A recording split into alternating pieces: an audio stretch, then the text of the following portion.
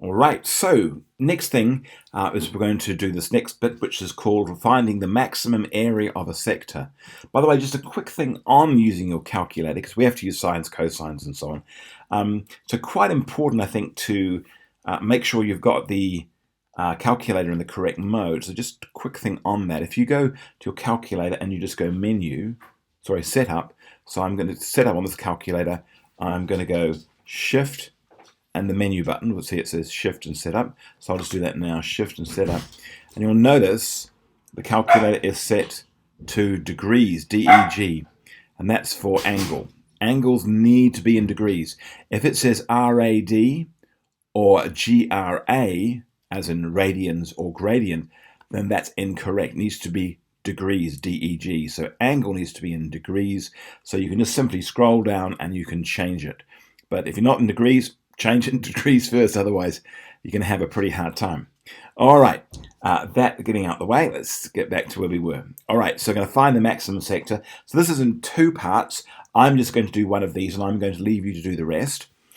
So it says, first of all, to find the maximum sector of a triangle ABC, and here we have our triangle ABC, by the way. Doesn't quite fit under the lamp. I'll just make it a bit higher up so you can see the whole thing.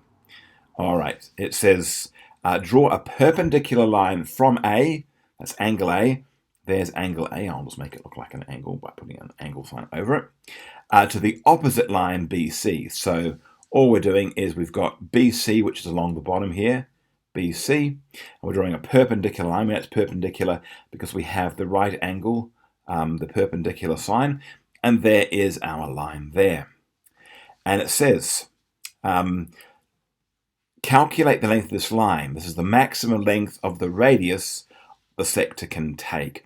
So that's what we're after here. We want to find the length of this line, and that will give us the maximum area of the sector. So if this was in a circle at some point, then this here would in fact be the radius.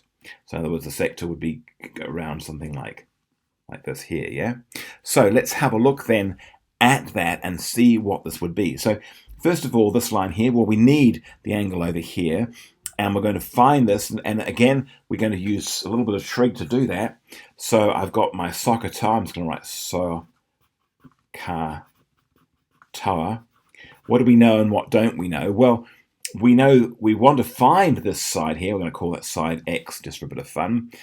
This side here. We don't know that, and we don't really care about it. We do have the hypotenuse though, but this side here is going to be the adjacent side. It's next to angle 40. Here it is. Here's angle 40. Next to angle 40. But I don't really care about the adjacent. So anything with adjacent in doesn't bother me. So I'm going to get rid of anything with adjacent. So I'm not interested in that. I'm not interested in this.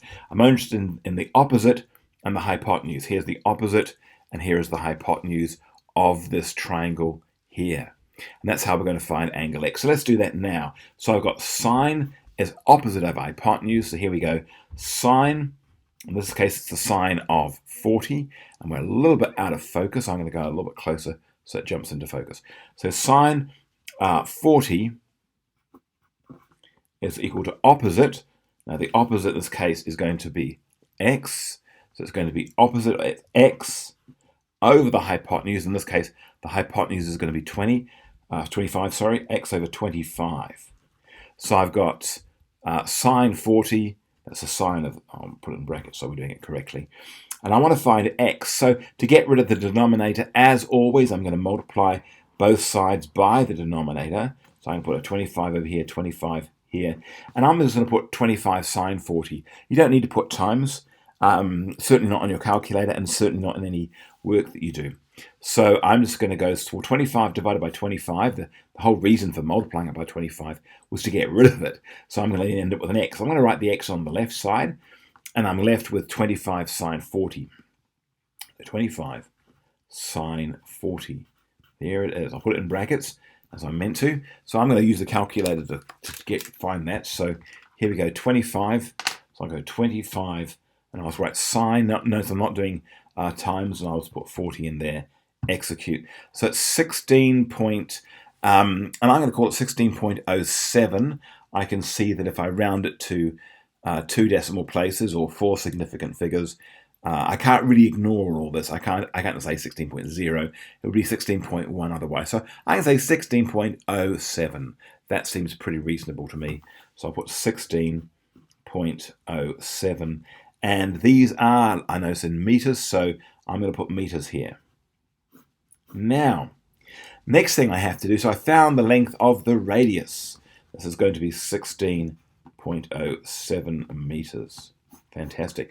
Now, normally, of course, you only round at the very end. I've rounded here just for the purpose of the demonstration. Now, the next thing we need to do, though, is we need to find the maximum area of the sector using the equation. And notice, this is really the circle equation, pi r squared. So we're finding the area of a circle, but not the full circle. If it was the full circle, it would be area is equal to pi radius squared, which is that, times 1.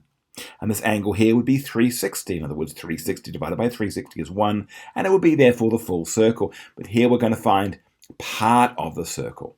So what part of the circle are we going to find?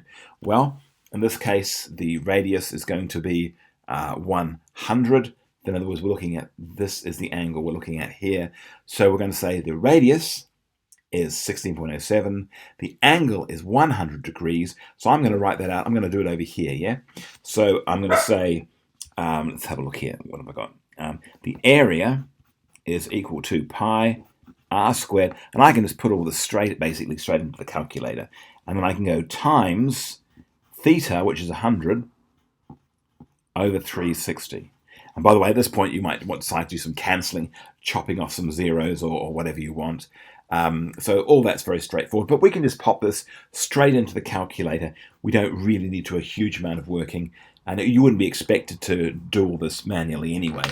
All right, so let's see how that all plays out. So I've got, oops, I want that in focus. Look at that, it's much better. All right, so I'm going to say pi. Don't like the way the light reflects off it. Okay, so we've got pi, so shift, the EXP button gives me pi. Radius we know, and then the radius is actually squared, so I'm going to put that in brackets at 16.07, close the brackets. I'm going to use the squared button, and I'm going to multiply all of that by 100 over 360. So I'll put that in brackets so I get that right. 100 divided by 360. I could have just gone 100 over 360, but that would have get done the same thing. It's on the same job. And the answer is 243.377, and I'm going to round that to I'm going to round the 7 up here to make this a 38. So 243.38. So here we go, equals 243.38. And these, because it's area, it's going to be, it's going to be square meters. So I'll put m and I'll put squared. So there it is. There's my answer. So the maximum area of the sector, as in this bit here, is going to be 243.38. And there's my answer.